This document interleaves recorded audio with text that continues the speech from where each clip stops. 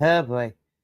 Um, welcome everyone to another rendition of the Six-Sided Scholars, your TNA pay-per-view review show here at BC WrestlePod, at the podcasting networking conglomeration thingamabob. We do pretty much every single day of the week, except for most Thursdays. Except for lots of things. So this is crazy. We are kind of it wouldn't be a BC WrestlePod. It wouldn't be a BC WrestlePod review if we weren't having issues. So that's always the fun part. So while we're trying to get everything set up and kind of recalibrated here a little bit, yeah. Well, yeah. So just give us 1 sec. We're going to we'll be right back, and we'll start this over from the top again. Oh my goodness. See you on a bit.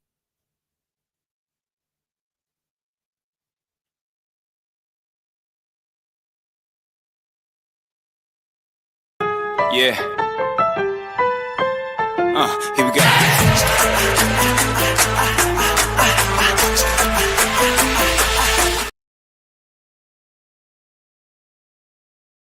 Yeah. Here we go.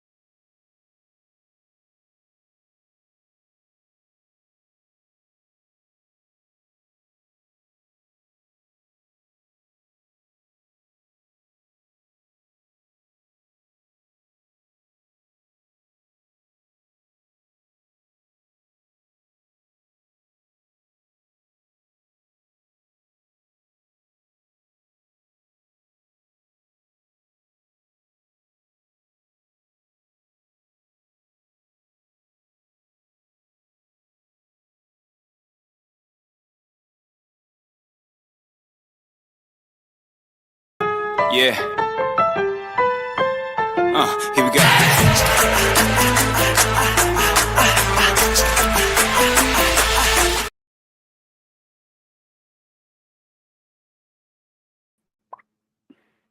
I have no idea what's happening right now. Oh, boy. I don't. Well, Can you see me and hear me?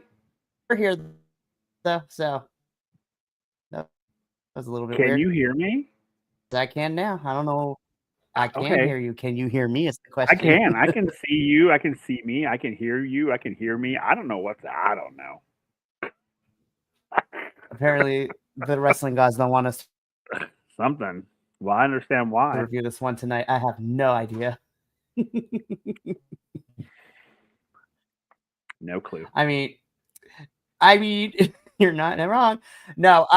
So we're here to review TNA's Victory Road. Really quickly, just go through all the announcements, and then we're going to get into it because we have a lot to discuss. This card, it tried. It really did. Now there were some things that Lord knows they couldn't have planned for. We're going to get to a certain person having to vacate a championship, and then us learning about what happened and why later this week. We gonna talk a little bit about it, but I also have questions, TNA, and I feel I watched the episode last night on Thursday too, and I was just like, this is definitely. I'm gonna be honest. Last night's episode, you definitely be like, you know what? Watch it to support the talent, but in the continuity of things, it was really just getting everybody together because we have this TNA versus NXT show coming up this Tuesday, so everything's a little weird. And Victory Road was also very weird. But if you like what you see here, subscribe to YouTube, follow us on Twitch or Kick, follow us on the social medias at BC WrestlePod. We have some merchandise, which includes, some lovely, lovely new stuff like our fall collection, which, is available until the end of November.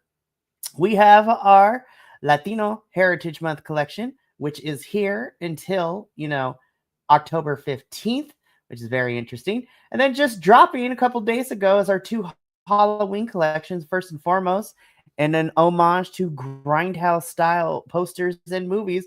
We have our Botox Skeletor merch going on. And then, of course, we have our monster mashup of sorts as well. So lots of fun. Link in the description of this video below.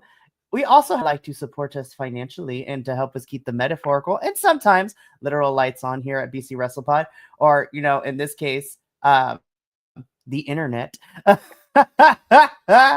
because this project lives and dies by the internet, and so we got to keep it going. But Indeed. Let us just jump into it. So, we're going to dive into it a little bit deep more. My thoughts about this pay-per-view, right? So, I ended up giving this for those of you who read our report cards on the social medias, please do so. I use a scale from A+ to C-. I don't think a wrestling show is ever below a C-. There, no show, no wrestling pay-per-view to me is a D or an F, unless it's Ric Flair's retirement match, then it gets an automatic F. So my standards are for F and D's are very low. So it's very hard to disappoint me in this. At first I was going to give it a C+, and then, upon meditating it and rewatching some stuff, I'm like, I feel that this was still a good show in certain areas. And, I can't knock. Yeah. I was just like, I gave it a B- because I was just like, there was some stuff I like, some questions that I have, but I also was trying to be fair with the fact that, especially when it comes to our knockouts division, they had to make last minute changes like on the spot at the show. So I had to give them a little bit of grace for that. But I still gave them a B- because, again, this is like one of those pay-per-views where it's just like Victory Road is just a filler. We have Bound for Glory literally next week, which is crazy to me. I mean, so I ended up giving it. It wasn't a bad show, but I have questions still. Wasn't last year's Victory Road kind of crappy too? Yeah, I mean, to be fair, it was leading into Bound for Glory last year. It was Emergence and Victory Road. It was very. It also doesn't. Yeah, it also doesn't help that. Yeah, go for it. I was gonna say, I just feel like it's like Victory Road is that pay-per-view, and it will always be that pay-per-view. It's that one where it's like, we gotta do something with these guys. Let's just throw them and do some random crap. Yeah, let's just things throw them on the car. This and stuff. Yes. We got interesting talk as we go along. So let's just jump straight into it. So they really did put some stuff on the pre-show. I'm like, why is there a lot of things on this pre-show that we actually need to watch? I was just like, including backstage stuff, promos. So I'm like, we're going to kind of just go through a little bit of everything that happened on the pre-show. So, of course, the first thing that happened was this match, a triple threat, Cedric Alexander versus Trey Miguel versus Zachary Wentz. And I was just like, you know what? I think I'm going to be in for a fun time. And I had a fun time with this, but I'm like, we know why this is here. I'm like, I know why you boys are here. This is like, let's just have an entertaining match. An entertaining match it was.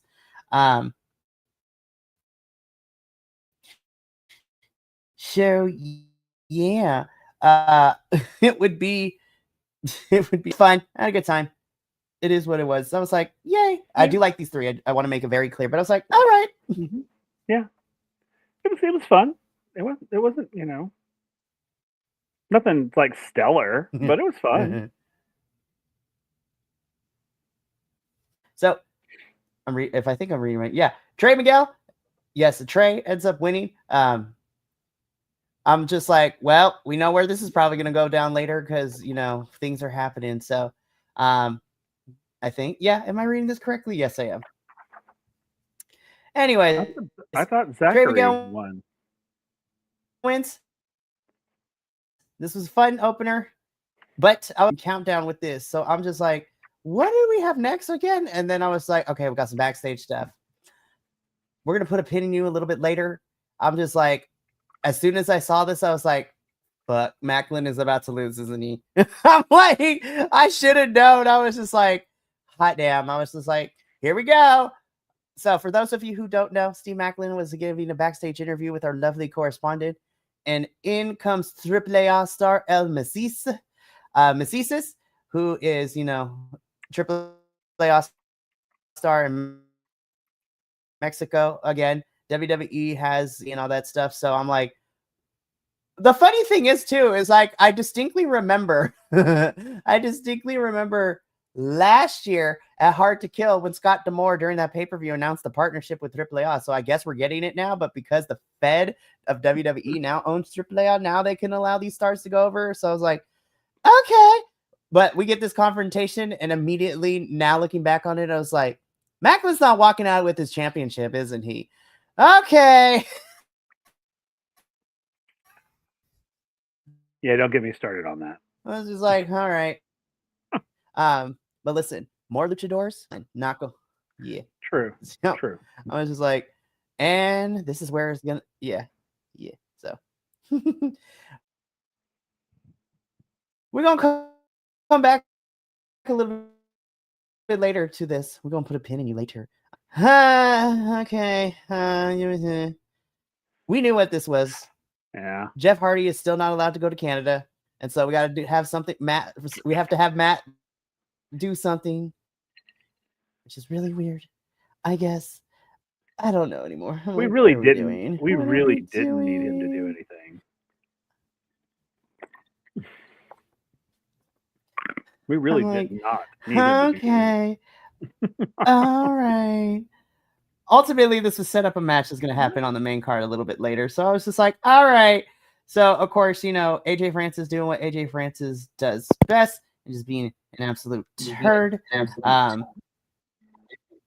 So that's always a fun time. But yeah, so ultimately, this sets up what we will be getting later in the main show. So I'm like, okay. I was just like, all right, this is gonna be crazy. And I would like to make a correction because I was reading the wrong set of notes. I was reading reading another set of TNA notes. Zachary Wentz did win his match. I was just like, it's been a whole week. I've watched a lot of wrestling in the span of a week, so it's kind of getting out of control right now. So AJ and Matt Hardy, we're gonna come back to you. We're gonna come back to you a little bit later in the show. But let's get into everything proper now, because now after this whole thing, we are officially in the main card, and this is where I was like, oh, something's happening backstage, because I'm like, we get this impromptu match made between the System and Order 4, and I'm just like, okay, sure. So, of course, we have Eddie Edwards, Brian Miters, and JDC taking on Order 4, which is, in this match, Agent Zero, Jason Hodge, and John Schuyler. And I'm just like, why? I don't want to say, you know what? No, I am going to say it. I'm like, why are we wasting pay-per-view time for this match that could have been on Thursday episode? Like, I'm being so for real. Like, but in hindsight, I'm like, I wonder if we got this impromptu match because something was happening backstage that we weren't aware of. And I'm just like, I don't know what's happening. It doesn't seem, everyone ended up being there that was scheduled for the show. So why do we have this match? I have no clue. I was like, I get that Order 4 and the System are going to have that hardcore brawl at Bound for Glory. But I'm like, do we really need to use pay-per-view time for this? I don't know. Again, this was a fine match, but it felt more like a Thursday episode match than Victory Road. And listen, I know that, the bar for Victory Road is still on the floor, but even then I'm like, it's a pay-per-view. Why are we doing this right now? Like, I don't understand. You added another match just cause, like, the flip. But honestly, most of this evening felt like a Thursday night episode. Even the big matches felt like a Thursday night episode. It was weird. There was like only one match that was like, oh, this is pay-per-view for me. And that, sad enough, it's the main event. The main event match was the only match that felt like a pay-per-view. I'm like, we're going to talk about that because that match was balling. It was. So, but again, the System win here, but I'm like, we really didn't need this on Victory Road. We already had like 8 matches originally scheduled. And I'm wondering, no, because now I can't even get what we're going to talk about shortly here, because even with the impromptu like battle royale match that we got, we still did not need this match, because we got like the battle royale, we had a championship match all of a sudden, and we also we took out the tag. I'm gonna be so for real. I'm kind of mad that we got this match and we took out the women's tag team championship match, like the flip. I was like, now that was probably the best match last night on Thursday's episode. I'm not even gonna lie to you. The tag team championship match. I was like, where was this encounter the last 2 times? But I digress. Yeah. Again, System win. This is building into Bound for Glory. It was fine, but not for pay-per-view, in my opinion. Mine too. Yeah, I was like, all right, well, I know. Okay, wait, I pressed the button. Okay, so so we make a lot of jokes around here. We tend to give our opinions. Sometimes we can be a little bit asshole-ish sometimes, but hey, that's that's us when it comes to the things we're passionate about. But there is not jokes. What is going to happen next is that I will not be saying jokes. This is crazy to me that this has happened. So we get word earlier in the day that because, originally we were supposed to get Ash and Masha for the Knockouts Championship. Indy was going to be guest referee.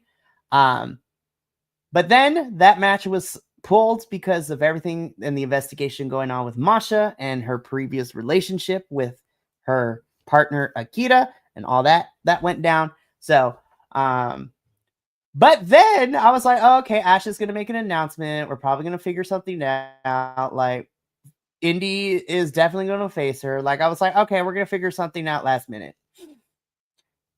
Well, I was not prepared for this. And immediately, as soon as I saw Ash in there and she began talking, not in character, not being a butthole, I was like, oh, fuck. Something's about to happen, isn't it? And then to summarize all this, Ash says that, she loves professional wrestling. She came to TNA about a year and a half ago, and she wanted to become Knockouts champion. And the journey over the last year and a half got her to this point, and she loved finally being able to become Knockouts champion. However, even though she reached this point, there's just things that even she can't control. And she lets us know that she first lets us know that she has to step away from in-ring competition. And the way that it was worded, I was like, wait a minute, does that mean, she's out on injury? Is she pregnant? Like, what's happening? And then she vacates the title. It wouldn't be until earlier this week we found more details out, but the way I was looking at our TNA president, Carlos and Santino, I was just like, oh, they know something we don't. This doesn't seem like a regular injury or even a pregnancy, because usually they would tell us, like Naomi did a couple weeks, like last month, when she let us know that she's expecting a baby, so she had to vacate the women's championship because she about to have a whole child. So I was just like, oh, this doesn't sit right in my spirit. Something's up. But I was like, you know what? Ash deserves privacy. Like, whatever's happening, they'll eventually, when she's ready, we'll figure it out. Fast forward to yesterday. Tommy Dreamer and a couple of the Busted Open, podcast folks let us know that no, this is not a storyline. This is not a swerve. Without going into too much detail, because Ash deserves that privacy. Tommy Dreamer on the podcast let the host know, and therefore us wrestling fans know, that it is true. Ash is officially retired from in-ring competition. And it's so bad that whatever is happening to Ash would have broken HIPAA laws if she continued wrestling. So I'm like, oh God, it must be really bad. Like, what happened? So when I read that article and, everything that happened, I'm not going to lie, I had to sit with it for a little bit, because I'm like, holy hell, man. Now, we have known Ash, and before that, me and you, Papa, knew her when she was in NXT, known as her former alias Dana Brooke, when she and Kalani were a thing, and then Ash got released. And I'm just like, we've known her for so long, and the fact that she is now retired from in-ring competition is, I think I've seen wrestlers retire before, but that's mostly because a lot of these wrestlers finally hit the end.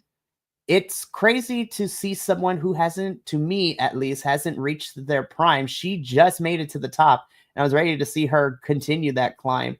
and then for it to kind of be taken out from underneath her, and she has to retire from in-ring competition. And I'm just like, oh my God. I was like, I don't have enough words to articulate my feelings when all this went down, and I'm still kind of feeling the ramifications now. But yeah, all I can do is just thank, Ash for the time we got with her, because I loved her character. I know a lot of people gave her crap. I also hold a special place for her because she is one of the first wrestling interviews that we got a chance to do 2 years ago when we went to the wrestling convention in New Jersey. And she was the first person we interviewed. And I got to interview her when she just got to TNA too. So, yeah, Ash, I thank you for giving us everything, both in NXT and in TNA. And you know what? I take this time to kind of process. But whatever, if you want to return like as a manager role or something, I would love that. But yeah, all I can say to Ash is just I thank her for everything she gave us the last year and a half here in TNA. So, Papa, I give you the floor if you want to say some words or anything before we move on to what happens afterwards and get back on the review train. I'm just gonna miss her. She's my girl. I love me some Ash. I know, me too. And it sucks. But whatever it is, she needs to look after herself. That's number one. So whatever it is, you got our support, girl. 100%. And so, yeah, I'm just really happy with the time we got. And, nothing but best wishes to her for her recovery journey, whatever she decides to do next. Like, just Ash, thank you for the time we got. We love you. We support you in whatever you decide to do. And we are here.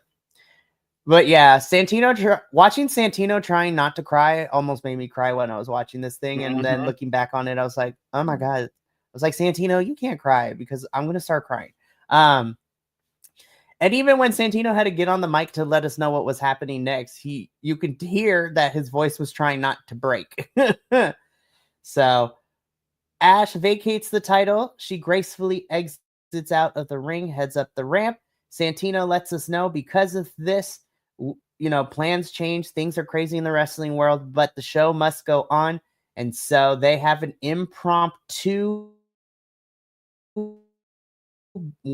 knockouts battle royale match, which would have the championship match later on in the evening.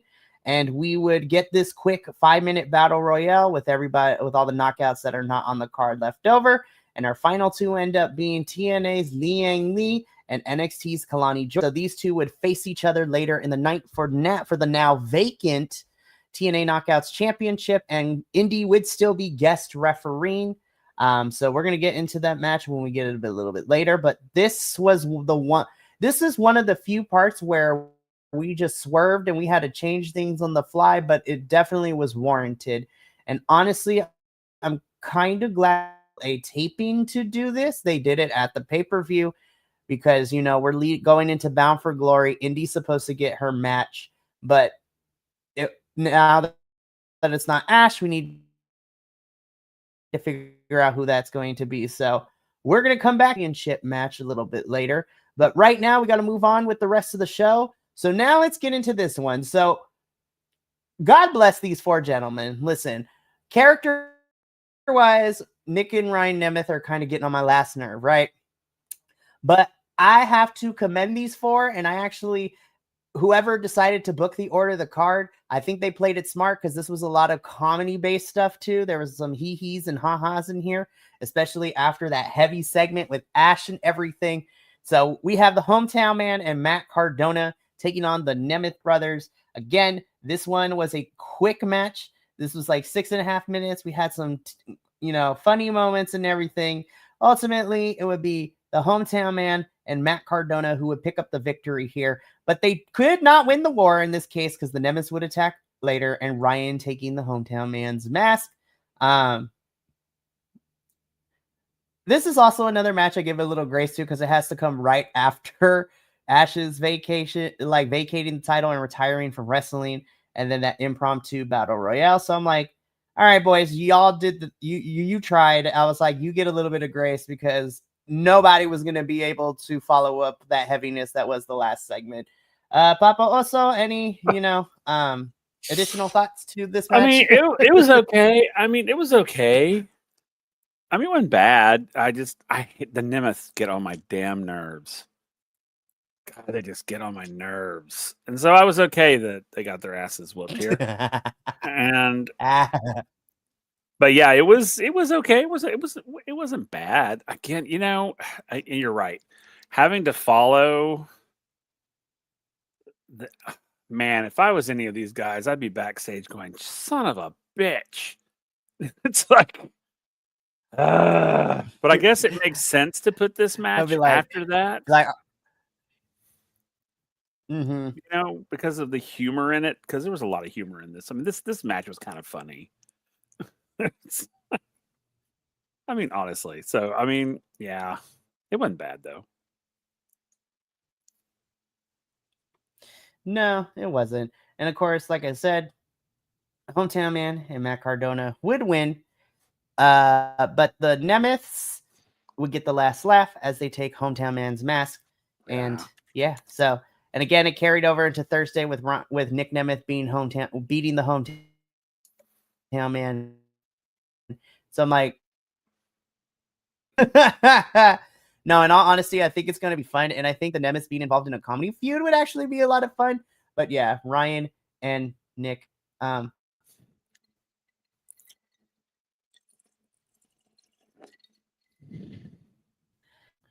yeah, we move on though in our review.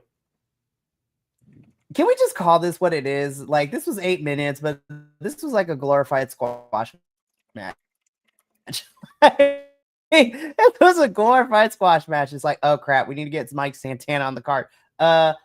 Rich Holland, you get over here. And I'm like, now, this did not do any favors for Mike, in my opinion. This did not do anything for Ridge. And listen, it's been a while since we've seen Ridge on NXT television. And I was like, you know what? I like Ridge. But then I was just like, why is he fighting Mike Santana? Why not, I guess? Okay. But yeah, this was an 8-minute match, and I was just like, this was a glorified squash match, even if it was 8 minutes. It was like, we knew where this was going. And I was like, we couldn't find Mike, an actual opponent that made sense. Whatever, I guess. I still enjoyed it, but I was like, damn it, Ridge, damn it, Mike. I wish there was better for you. Yeah, because Victory Road, it's a grab bag. Literally. It's like, hey, let's just reach in this bag and grab random names and create random things to happen. And which is what this one was. Love both of these guys, but this match was unnecessary. It was, and ultimately it was a vehicle to set up what happened afterwards, which is Trick Williams coming out and attacking Mike. And I'm just like, okay. All of that just to set up that moment. That seems a little overkill to me. Why couldn't you just attacked him in backstage? Why'd you have to have a whole match? Honestly, just to have that one moment at the end. It's like he could have attacked Mike Santana in the parking lot. It could have been anywhere other than where it was. I don't know. It was crazy. Now, granted, Trick Williams attacking Mike because of this, and then Mike leads TNA this past Tuesday on NXT to invade NXT. There's too many things going on right now. We got Bound for Glory, y'all, coming up next week, but we got to get through this week, which includes, the go home show for TNA, which we're reviewing. But then we're also trying to get through this NXT TNA Showdown TV special for NXT, and I'm just like, there's a lot going on. We're gonna talk about that at the end because I have questions on both sides. Like, the men's TNA team made total sense to me. But when we look at the women's, I'm not saying that some of these were bad choices, but I have questions. Well, they were choices. The NXT women's team is a hot mess right now. I have questions. I was just like, there were better choices. Now, like, 2 of those picks make total sense to me, but I have questions about everybody else, but we're going to get into that. So Trick Williams attacks Mike Santana afterwards, and I was just like, okay, it sets up for what we got this past Tuesday and what's happening next Tuesday, and possibly, I swear to God, TNA Mike Santana better walk out of Massachusetts as champion next Sunday, but we'll see. Who knows how long they're going to carry this out. Also, TNA gave us the proverbial middle finger because I'm like, okay, after Bound for Glory, it's going to be nothing. You got TV tapings to carry us into the end of the year. No, because they gave us a big middle finger, be like, haha, you thought you were going to get a break. You all get Turning Point and a Final Resolution. Have fun. And I'm like, I hate you, TNA. I love you, but I hate you sometimes. I was like, all right, looks like we got a full schedule. I was just like, Lord help us. Please let it be good. Anyways, moving on to our next match, though. I don't want to talk. So I'm just trying to prepare myself for what comes next. Matt Hardy's in the back. He is cleared to wrestle AJ Francis later. I'm like, all right, we kind of figured that was happening, but whatever. Okay, let's just rip the Band-Aid off. This one, actually, I lied. This one, surprisingly, very good. I actually like this one. I really, really did. Now, this was actually a good match. I think it over-delivered for me a little bit, but then again, the bar was so low going into Victory Road. I was just like, I don't think it's going to be hard for too many of these matches too, because Moose and Ali individually are very good wrestlers. I hate the story that we're telling between the factions, but these two are very good wrestlers. I actually really like this match, and if I'm being completely honest, I think this is probably my second favorite match of the end. No, my third favorite match of the entire night. I lied. So I would put this in my top 3 for Victory Road, but not in for the whole entire year.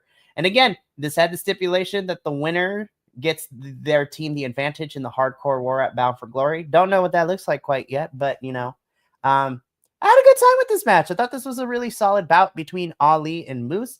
Ali would end up getting, the advantage, but that's because Miss Tasha Steelz gets involved without, because everybody was supposed to be banned from ringside, but Tasha Steelz somehow made her way in to be able to help Ali win. Very solid bout. Papa Oso, what did you think of this one? I thought it was pretty good. Again,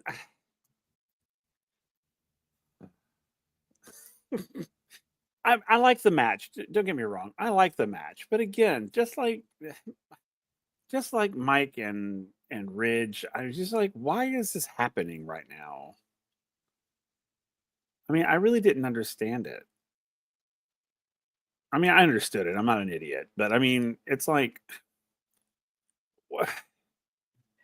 So, I think what you're feeling, and maybe I could be wrong about this, is that we knew that this going into this match, this was a vehicle for what's going down at Bound for Glory. And I'm like, if you're going to use matches as vehicles to get us into the next pay-per-view where the big showdown happens, I'm just like, you got to make it a little bit more interesting. Now, of course, getting the advantage for Hardcore War sounds really cool, but this is where we should have had a weird stipulation, like, I don't know, like a hardcore match, a street fight, Monsters Ball, like, what are we doing? Exactly. And this was just a regular match. I was like, oh, well, that's a little anticlimactic, I guess. But again, if you're going to use a match as a vehicle to what comes next, make it more interesting. And again, the in-ring stuff I really enjoyed in this match. But I don't like how we set this match up in like storyline-wise and like booking-wise. And then I'm just like, I also think that this match foretells me what's going down at Bound for Glory, because Ali wins here, but I think the system will ultimately win the war at Bound for Glory. So I'm like, this match, I feel like, told me what's going to happen at Bound for Glory too. Because usually, 9 out of 10 times, if the heel team gets the advantage, they're going to lose. That's how it always books. But who knows? I could be completely wrong.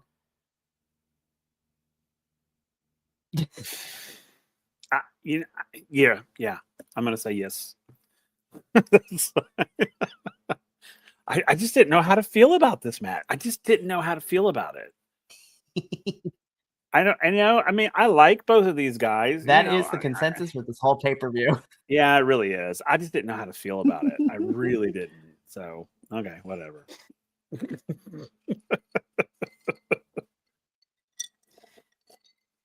Now I'm gonna say Victory Road got a B-, and it was rough. But so far, Emergence still takes the cake as the worst pay-per-view for me for TNA this year. Like, not even going front. So, Emergence is always rough. I don't understand. It's just the curse, but whatever. Alrighty, let's move on though, because we still got a couple other things that happened, and then I want to briefly recap NXT because TNA was there, and it's just a lot of things happening all at once. I have never been more vocal in my life, and we've talked about this ad nauseum, how we've hated this story, specifically how Eric Young is choosing to portray this character. Also, in this match in particular, I'm just like, so because of everything that happened, this is just a singles match. Eric Young comes down to the ring, no Joe Hendry, because Joe Hendry was attacked prior to this match. And I'm like, I swear to all the wrestling gods, if you're about to tell me this match is not happening, I am going to lose my ever-loving mind. But then Joe Hendry comes down. We get this match. It was fine. Joe Hendry wins because we got Sinner and Saint coming in to give the biggest middle finger to Eric Young and basically kind of costing him the match in some capacity. Like, Joe Hendry capitalizes on the distraction and ultimately wins. And I'm just like, not how I pictured it, but you know what? Please now let this mean that Sinner and Saint can just go back to being regular tag team folks without Eric Young. And I was like, just let those boys run wild. Let them be in the tag team division. Let them go off. Let them go crazy.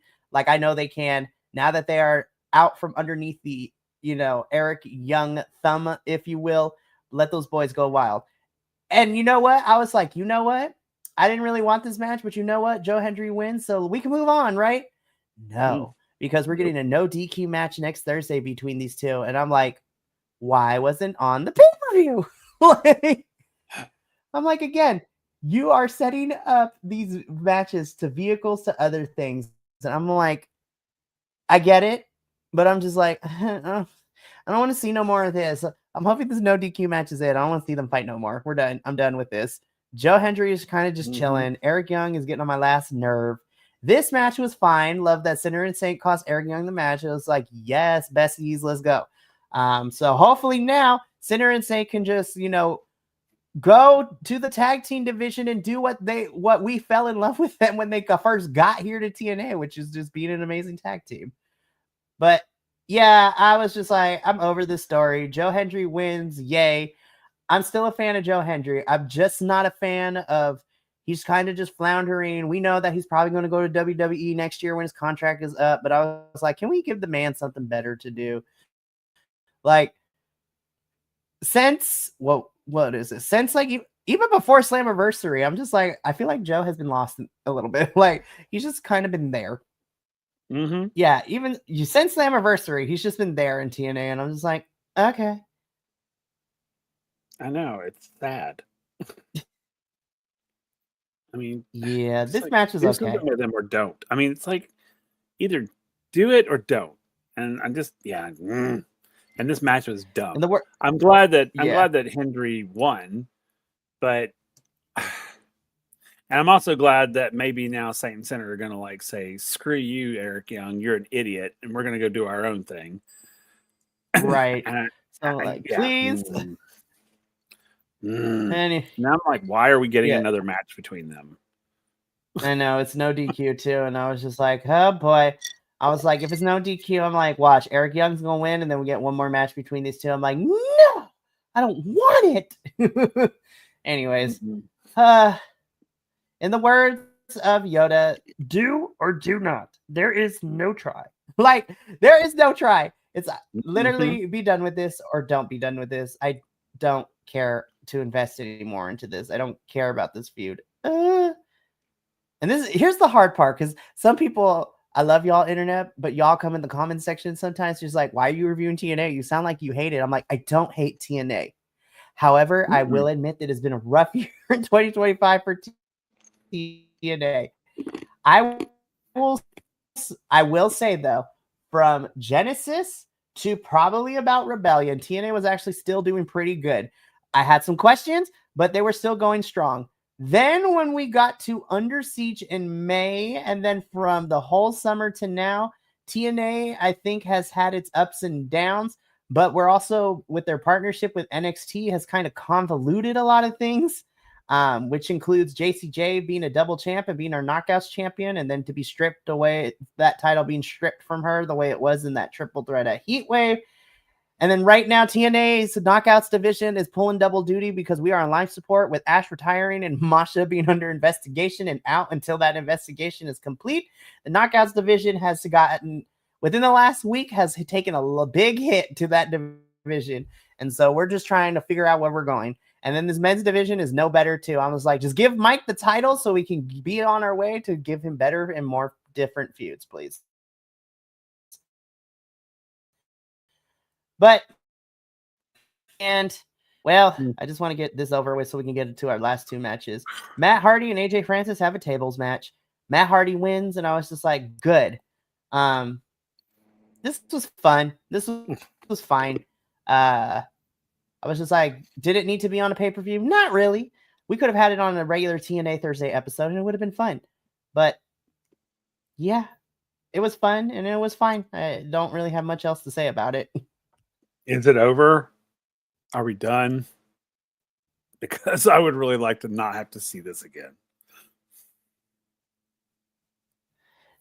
Be like, we're done. Okay, we can move on then. Yes, maybe so. Yeah. I want to reunify. Me and Papa here love TNA with all our little hearts, but we really also are in the do. business of critiquing something we love, because this, I don't want to see this again. No. I was like, we really love TNA. Otherwise, we wouldn't be doing this, y'all. I kid you not. We would not be reviewing TNA if we did not love the product. But I love TNA, but they make it hard sometimes. And I'm just like, why are we doing this to ourselves? But I digress. Okay. So when I saw this match was actually a bop. I actually really enjoyed this one.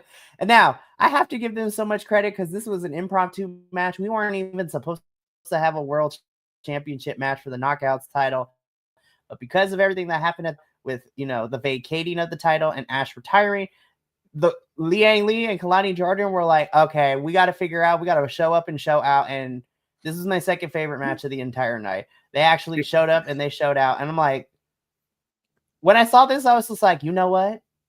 I honestly would be fine either way. Now, we just got the TNA title back, and so I kind of was rooting for Liang Li a little bit, because even if she was transitional champ, but I would have been like, you know what? If anybody in NXT would take the TNA title, I'm okay with Kalani too, because she's our girl. We love Kalani Jordan up in this household. Yep. We both do. This was a really good match. They really, really liked it, and I really, really loved it. And I even didn't mind the shenanigans where Indy accidentally got knocked out towards the end of this match, which would allow Kalani Jordan to hit her finisher on Liang Li and for her to win. But yeah, spoiler alert, your winner and new TNA Knockouts World Champion, winning the vacant title, is NXT's Kalani Jordan. And I'm not going to lie, I was just like, I can't even be mad. I love Kalani. And you know what? Kalani and TNA actually kind of works for me. But I will say, what I loved about it, though, was afterwards when Ash came out and celebrated with Kalani, like it felt like a genuine moment. Kalani wasn't in character. She actually felt like, oh my God, I wanted this women's championship.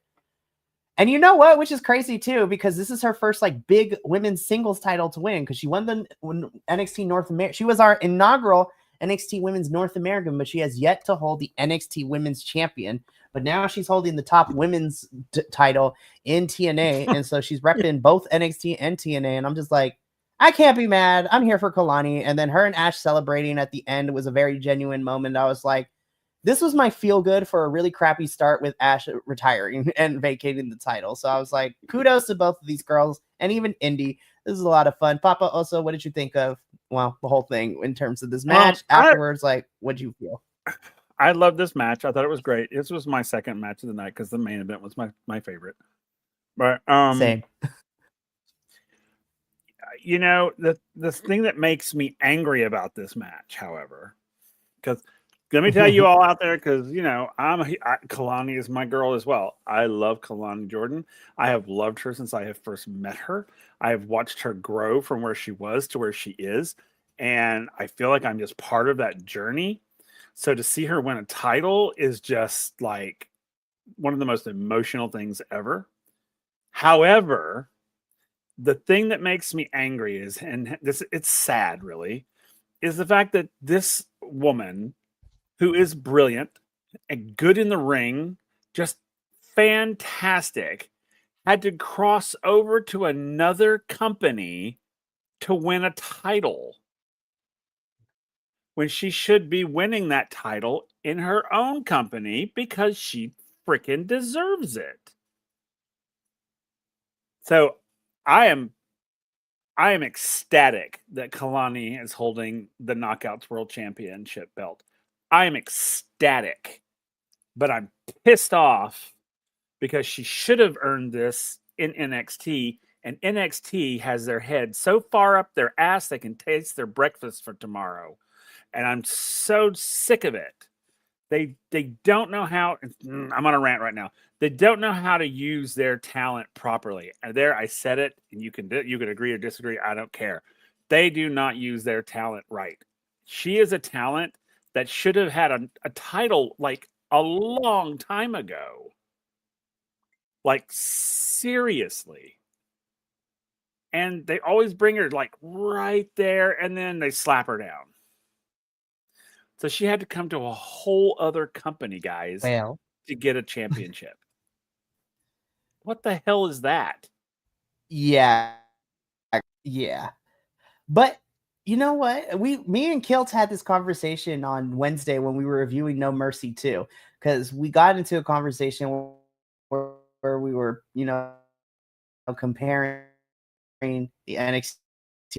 And I'm like, we got it. And I brought up the point, and Kilt and I talked about it, where I was just like, the storytelling to me at least matters, especially when you are setting up this person, you are pulling at heartstrings, and you are building them up to be, and then you slap them down and then have them lose and not even get the championship. And then in one of the other matches, like, I'm just gonna be honest, I was like, NXT built up, because I figured it's like, oh, they're building her up, they're gonna make her lose. But I was like, you know what? I want to see Lola dethrone JC.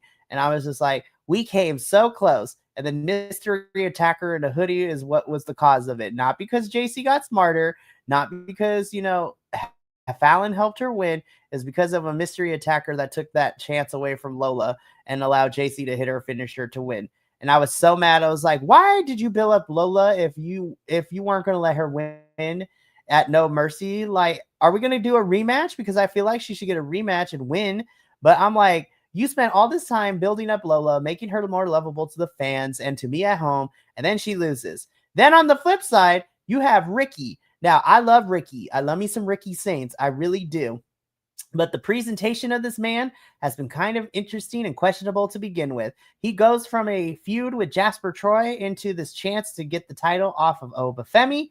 And Ricky, and the story that we built leading into No Mercy, has been kind of like non-existent. Or it's been there, but very like not built up correctly. It's just Ricky and Oba be like not liking each other, but not to the point where they're going to throw hands every time they see them.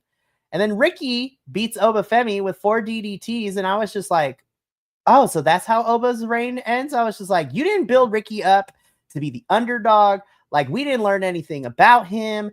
Like, again, you built up Lola Vice, and we were all rooting for her to win, and she loses. And then Ricky doesn't get built up that way, and you have him win and dethrone Oba. And I was just like, make it make sense. Yeah, I could tell you were mad at, and I know you wanted to be there to talk about that when we covered No Mercy this week, but I was just like, I know he has thoughts. So I'm gonna set it up during the TNA review. But I was hot. I was so angry. I was like, what in the absolute fuck was that? And I was offended. I was like, how dare you? I'm sorry. That man went through the men's locker room twice. He was on his way a third time until we started doing TNA crossovers and stuff. And then here comes Ricky Saints, who, I don't dislike the man. It took me a little while to get to like him. But he comes in, steps in, the new kid on the block. You give him some random, by the way, rivalry with Jasper. I don't even know what the hell that was. And then he wins the what? What? And I'm sorry, if I was every other man in that locker room, I would be pissed. Oh my God. Oh my God. I was throwing things. I was so mad. Literally. Oh my God. I was. Oh my goodness. So I'm hoping that Ricky Saints is just a transitional champion. Prepare to. Well, who knows? I get the feeling that unless Oba's like done, we get one more match between Oba and Ricky before everything happens. But we're gonna put a pause on that because Ricky is our new champ, and not even a week into his reign, he already has to captain his team for next Tuesday, which we're gonna talk. Jordan, she is our new TNA Knockouts World Champion. I'm excited to see what she does as champion. I'm gonna be honest, I'm more excited for her than when JC was champion, but that's just me. So we shall see where this goes. We know now it's Kalani and Indy at Bound for Glory next week. It kind of sucks because I love me some Indy. I would love her to win this title, which would suck for Kalani to be transitional. But I think Indy, I would like to see Kalani at least get like one or two more pay-per-views before, giving it to ultimately to Indy. But who knows? We'll see. Crazier things have happened. Ash vacating the title and retiring from in-ring competition was not on anyone's bingo card, so they're just trying to figure out where to go from here. But love you, Kalani. Okay, so now semi-main event, TNA International Championship. We're going to talk about this in two parts because we're going to talk about the match itself and then the ending of said match and everything that transpired afterwards. Because from beginning to the the finishing line portion of the match, this was really good. I really enjoyed this. I was like, again, where was this intensity, Macklin, for when you and Jake were feuding? Like, what the flip? And I was just like, listen, I don't like Frankie Kazarian's character, but damn it, I love him wrestling. Again, when he was at the GCW show I went to 2 weeks ago in Los Angeles, and I'm like, Franklin, I need this Frankie every Thursday on TV. Just being a good wrestler and not being, a man who's going through a midlife crisis. I'm like, not even Frankie. I was yelling at him. I was like, now Franklin, why can't we get this every Thursday? Franklin, what's going on? So again, leading up to the end, I was like, yo, this match is actually pretty good. This is really solid. I'm really enjoying it. And then El Macisis makes himself known, which is enough of a distraction for Macklin to go out, confront the man, and Frankie Kazarian hits his finisher. And your winner and new TNA intern, Franklin Kazarian. And I was just like, damn, Macklin, I'm sorry that your championship run you weren't given better opponents because you're the inaugural champ. You've been holding on to this thing till April. But I'm like, damn, Steven.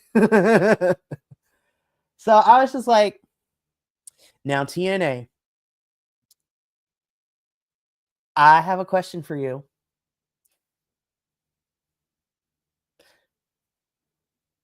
Why? I was like, okay, I'm actually kind of shocked. Again, I don't think Frankie is a bad wrestler. I just hate this character.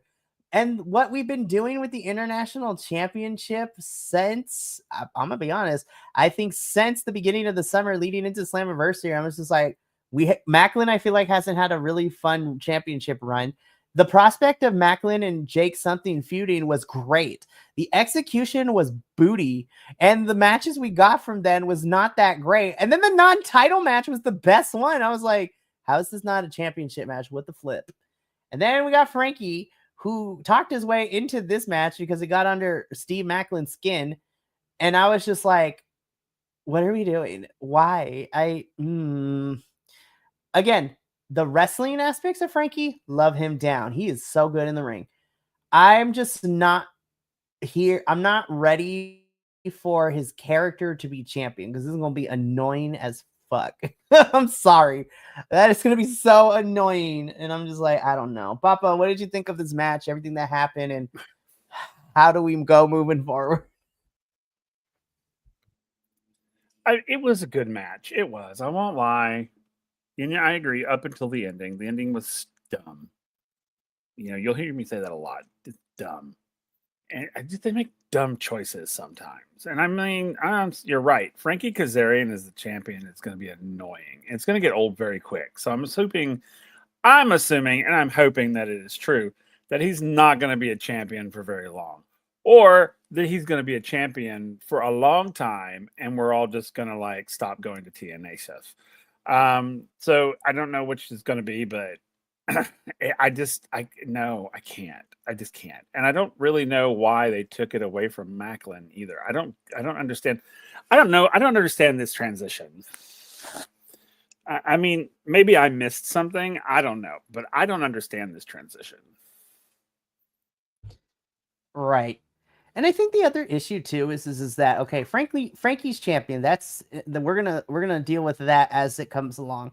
But I'm trying to figure out, okay, what's the plan for Maclin now? So he's no longer TNA International Champion. Of course, I think he's going to be feuding with El Mesisis of Third Playoff for a little bit, which is fine and everything. But then I'm just like, but then what happens after his? Does he go back for the International Championship? Does he go, I don't know, try to get the main? Not gonna lie, him versus Santana would actually be kind of fire. I'm not even going front. That match would be cool. Does Maclin go after Leon Slater? Which I'm gonna be honest, I'm looking at this X division. I'm like, you know what? If Maclin, not to go 100% bad guy, if he wants to be a little bit more aggressive, I would love for Leon to have to contend with somebody like Maclin who is a little bit more vicious. Because right now Leon's cruising on cloud 9. And we're going to talk about him in our main event. But I think Leon's test as a champion would be really, really fun in the form of Maclin being the opposing force to Leon Slater, having to figure out how he's going to beat somebody with this vicious, ness in them. So, but again, this was a really solid match. I think the in-ring work was fantastic here. I judge and booking wise for both of these men where we go from here. So, okay, yeah. So, but we got to move on though, because we got our final match, the main event, and woo boy. Well, first I want to talk about this though. So coming up at Bound for Glory, we always get our TNA Hall of Fame inductees. And this year, the class of 2025 is all women, baby. Of course, we have the beautiful people being inducted. They were a pioneer in the women's tag team division in the early days of TNA. But let me tell you, when I saw this, when they said that Mickie James was about to be inducted, my little heart was like, yes, queen. And because I listen, I think Mickie James is fantastic. She is a trailblazer in women's wrestling, period. I loved it when she was here with Jordan and Deanna and Trinity. And I was just like, those are the days when we started covering TNA on this channel. I love Mickie James. I'm so happy for her and the beautiful people. And I love that it's an all women classes here for Bound for Glory. This is going to be a fun one. I can't wait. It's going to be a good time. And you know what? Hopefully Mickie will make an appearance in the Call Your Shot Gauntlet just as a one-off. But main event time, and ooh, I was just like, it's really sad to say because default, this was my match of the night. Now listen, I want to say this, and then I'm not going to say too much about it because I want to get your thoughts, Papa. Leon Slater, we know is him. This kid is 19. He's out here doing things that I wish I can only dream of. This match was so good. Leon was fantastic, but I just listen. Myron. I was just like, we just needed to get you an opponent that lets you fly as much as I know you can, and you Listen, Leon was fantastic in this match, but Myron Reed, sir, this is what I need from you every single time you step into this ring, because, oh my God, this match was fantastic. And this was a barn burner, as I call it. Leon would retain, but yeah, I don't have a lot of notes on this because I was so enthralled. This was my favorite match of the whole entire card, and deservedly so. These two brought thing, and it was so good. Yeah, I'm just like, Papa, what did you think? I totally agree with you. I think that the call was made. They took the call. They showed up. They showed out. And honestly, truly, when I was watching this match, I didn't know who was going to win. I thought, I honestly, there for a moment, same here. I was really, like, oh.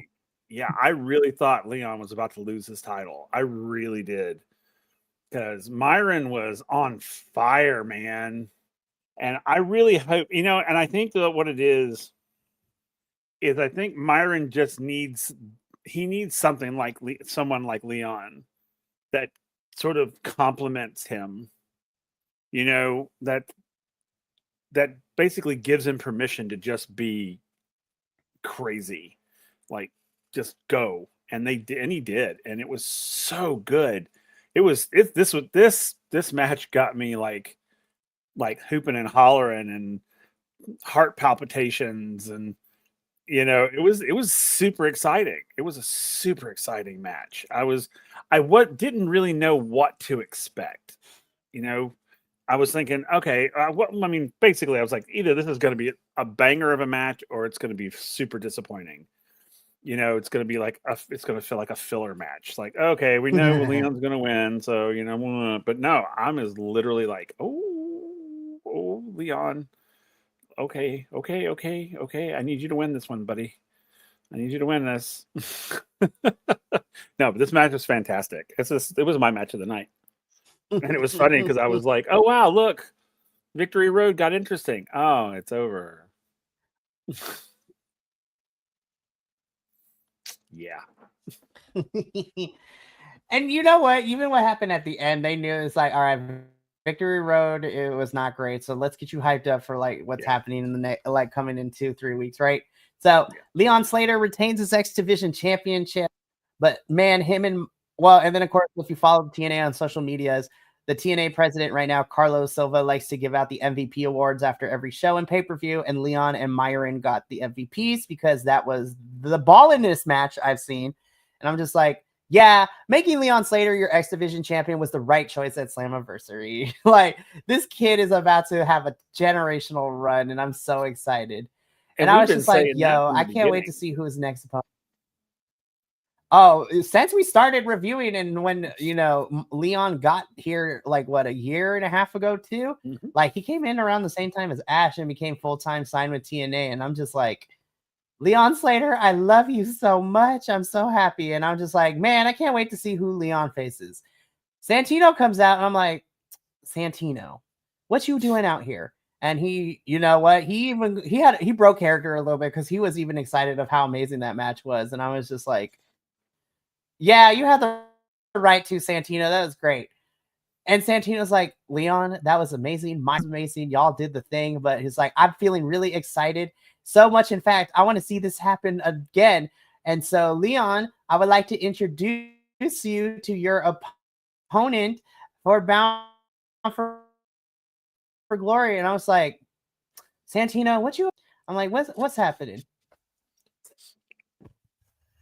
I screamed. I woke up my household when I watched this, but hopping up out of frame is Mr. Bouncy himself, Javon Evans. And Javon cuts this quick promo saying, it's just like, Leon, you are awesome. And you know what? I've always wanted to have a match in a TNA ring. And then when they told me that I got the call, they're looking for somebody for the X Division championship, I think that would be great. So I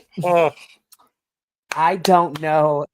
I don't know if I'm ready. Like, oh my, because we talked about this like ever since, but we talked about this way before Leon won the X Division championship. When we were talking about dream matches, we're like, we both said that, you know what, Leon and Javon would be a really fun mix, a match together against each other because they have similar styles. They both fly everywhere.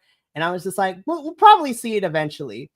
We are getting this match next week, and I am fucking excited. This is probably my most anticipated match at Bound for Glory. I'm like, oh my God, these two are like, please stay healthy. Please stay safe until next weekend, next Sunday. But I'm going to be so for real. I was just like, I know it's not going to, but I'm like, TNA, give the fans what they want. Listen, I'm here for Mike Santana winning, but I feel like this match should main event the show again. I would love to see this match main event. I'm like, I swear to God, if you open the show with this, I'm going to be so pissed at you, TNA.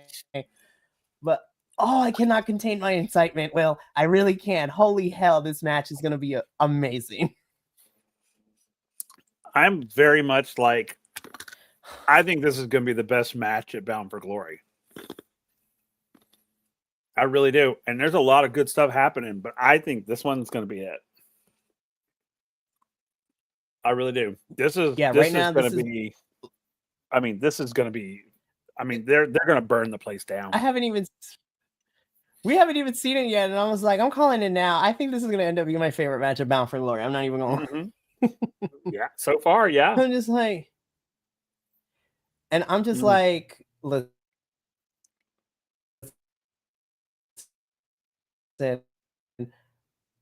TNA and NXT, don't pull no shenanigans. Don't let nobody come out, because I'm gonna be so for real. Just like with Liang Lee and Kalani Jordan at Victory Road, I love Leon, but you know what? If these two want to have a fight forever feud for this championship, I am here for it. I really am. And you know what? Even though you weren't here, the best part of the NXT show this past Tuesday, and mine and Kilt's favorite match, was Leon and Javon teaming up in the main event to take down the Calling. And I was just like, watching them as a tag team was so beautiful. I was just like, this is amazing. And now they're going one-on-one next Sunday. And I'm just like, I'm so happy we're doing a watch along for this, because this is going to be so much fun. And so that's how Victory Road ended. I was just like, damn, Victory Road, this show was very mid at best, but you got me hyped for Bound for Glory, which is the job. So I was just like, you still gonna be minus because we had some issues, but you know what? Y'all tried. We go into Bound for Glory next weekend. That is Victory Road. Another, you know what? Again, not a very okay pay-per-view, but not as bad as Emergence, but I am excited for Bound for Glory. We're getting a lot of interesting matches. Of course, we have Trick and Mike Santana for the TNA World Championship. We have a tables match for the tag team, the TNA Men's Tag Team Championships between the Hardys and D3. We are getting Indy Hartwell versus Kalani Jordan. We are also getting, Javon and Leon Slater. We're getting the Hardcore War between the System and Order 4. And then just made this past Thursday, and I know people who aren't familiar with Miss Gia Miller's, track, like in-ring, career, because she is also a wrestler, not just a backstage correspondent. And this weird story we've been telling, Gia Miller is taking on her eternal rival and enemy, Tessa Blanchard, at Bound for Glory too. So I'm like, I'm rooting for Gia. I'm rooting for Gia to whip her ass. Like this is weird. And then who knows what else we're gonna get, because we still don't got people like Jody and Danny on the card yet. Like, I'm pretty sure I don't know if our new tag team champs, the Inspiration, are going to have a match at Bound for Glory. There's a lot of anomalies going on. And honestly, as much as I've disliked some of the build to Bound for Glory, I was like, all right, TNA, let's kick off this, Big Four road, because we had Emergence, which was boo-boo. This Victory Road was okay. Please make Bound for Glory good. Like, we don't even need it to be amazing. I was just like, the bar is so low from Emergence and Victory Road. I know y'all can do this. And that's exactly where we're going to be, not this Sunday, but the following Sunday on the 12th. we will be here doing a live watch along for Bound for Glory. So I'm excited. At least I will be here. And then hopefully the rest of my constituents will. So we shall see what happens with all of that. But yeah, that's going to be it for us here at Six Sided Scholars. We got through it. And you know what? I still had a good time for all the amounts of things that we talked about today. I had a good time. So thank you, Papa, for being here this evening. I'm glad I still get to see you every week because how dare you work? Because now we don't get to see you for NXT for a little bit. No, just kidding. I'm gonna be so for real. I'm glad that you're watching, but I will be texting you because I don't know how it's gonna go down on Tuesday with NXT versus TNA Showdown. So which let's talk about this really quickly because the teams for both sides, like I was just like, what happened? Especially on certain sides. So on the men's side, because we're getting a 4-on-4 elimination style match between the men and the women of the brand. So on the men's side, our NXT team is Ricky Saints, Javon Evans, Miles Bourne. And I was just like, go Miles, love you. And then I'm trying to remember, and Trick Williams. So I was just like, okay. So I actually think that's cool. And then on Team TNA, they made the right choices. It's Captain Mike Santana, and he picked Moose, Javon, and Leon Slater. And I was just like, melanated, let's go.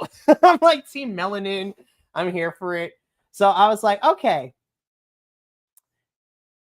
Then we get to the women on both sides, and I'm just like, y'all messed this up big time. So TNA at least is fine because it's Kalani Jordan, who is our NXT talent, but our TNA Knockouts champion as captain. And she chose the Inspiration and Mara Sade to represent the TNA Knockouts division. I was like, Inspiration makes sense. They're the new women's, Knockouts tag team championships. No shade to Mara, but I was just like, no Liang Lee, no Zaya Brookside, no Danny Luna. I was like, okay. No Jody Threat? That's crazy to me.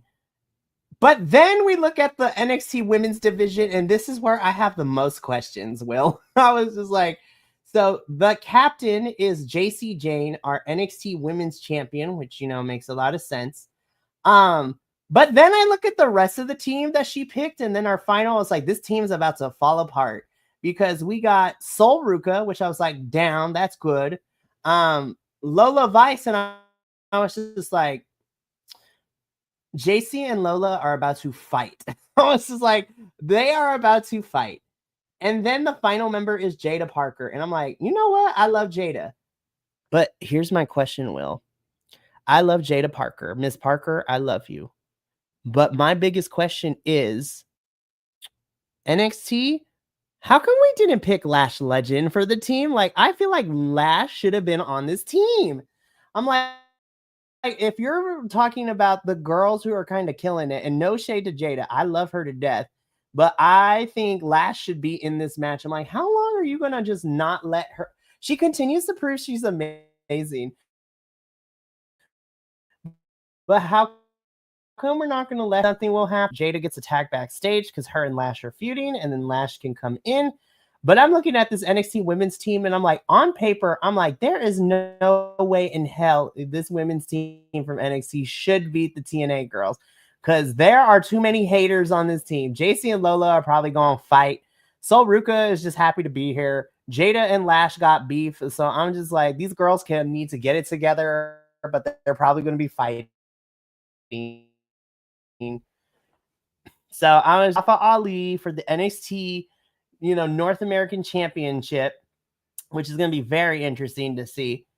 But then, Will, I'm hoping it goes the way that it's supposed to because we're getting a tag team championship match, but it is a winner take all match. So the Dark State with our NXT champions and the Hardys, the TNA tag team championships, will be fighting each other, and it's winner take all. So either Dark State wins both titles, or what I'm hoping happens is the Hardys win both titles. And I was just like, I swear to God, if Dark State is TNA tag team championships, I'm gonna flip a table metaphorically. I was like, no, we are not about to have Dark State be our TNA tag team championships. Absolutely not. And I was just like, the Hardys better win, because if not, then why? What?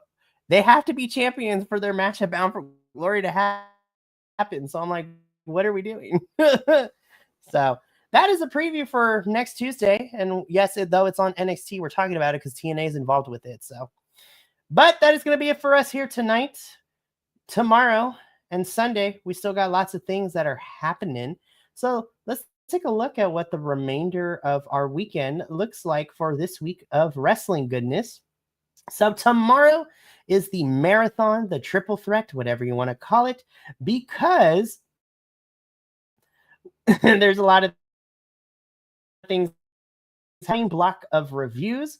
It has been a crazy weekend of wrestling last weekend, and we're finally getting a chance to review it. So at 8 a.m., myself and our newest co-host Benny on AEW, we will be reviewing GCW's Effie's Big Gay Brunch UK, which is going to be a lot of fun. I had a good time with watching with that. And then at 9 a.m. Pacific, it's the Progress Wrestling's Camden Lockup. And then at 10 a.m., it is GCW Bloodsport London. So it's going to be some back-to-back-to-back reviews, which is going to be a lot of fun. And then later on in the evening, Adolfo and I will be here to do a live watch-along for MLW Slaughterhouse. And then we end the week on Sunday at 11:30 a.m. Pacific with our WWE review, where we will be reviewing Raw and SmackDown, and then the WWE team with our special guest, hopefully, and friend to the channel, Nick. We will also be doing predictions for Crown Jewel Perth, which is the next pay-per-view for WWE all the way in Australia. So that should be a lot of fun as well. So we got a packed weekend of wrestling, and don't touch that dial because next week is just going to be as crazy too. Like I said, Sunday the 12th, we will be here doing a live watch along of TNA's Bound for Glory. So I will be here, and hopefully some of my constituents will be able to join, but you know what? We're going to have a good time. But that's going to be it for us here at Six Sided Scholars. Me and Papa are going to get up on out of here. So thank you so much for tuning in. And from all of us here at the BC WrestlePod family, remember, take care of yourself, love one another, stay Bi-Conic, and more importantly than anything, you always deserve to finish your story. We will catch you tomorrow morning for our triple threat of reviews. But until then, sayonara, adios, and until next time, peace.